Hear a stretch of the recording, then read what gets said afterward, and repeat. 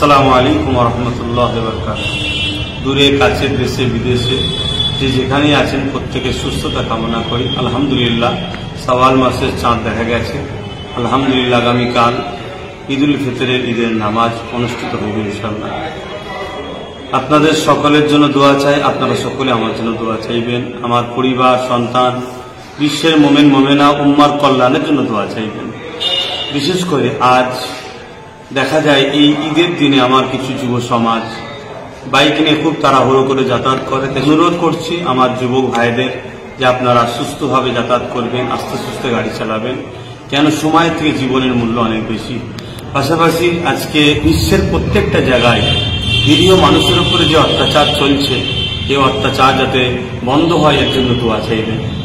পাশাপাশি খাস করে আমরা ভুলে যেতে পারি না, তাই প্রত্যেকটা ঈদগায় প্রতিটা ইমাম, মুয়াজ্জিন, প্রতিটা মানুষের কাছে আমার আবেদন, অনুরোধ, আমার নিরীহ প্যালেস্তাইনবাসীর জন্য দোয়া চাইবেন। আজকে যেভাবে এক অপশক্তি প্যালেস্তাইনবাসীর উপরে দীর্ঘদিন ধরে যে অত্যাচার চালাচ্ছে, নির্মমভাবে যেভাবে প্যালেস্তাইনের নিরীহ শিশু বাচ্চাগুলো শহীদ হচ্ছে, বড় থেকে নিয়ে ছোট পর্যন্ত সবার উপর যে জুলুম হচ্ছে, তাই সেই প্যালেস্তাইনবাসীর জন্য দোয়া করবেন। আসসালামু আলাইকুম ওয়া রাহমাতুল্লাহি ওয়া বারাকাতুহু।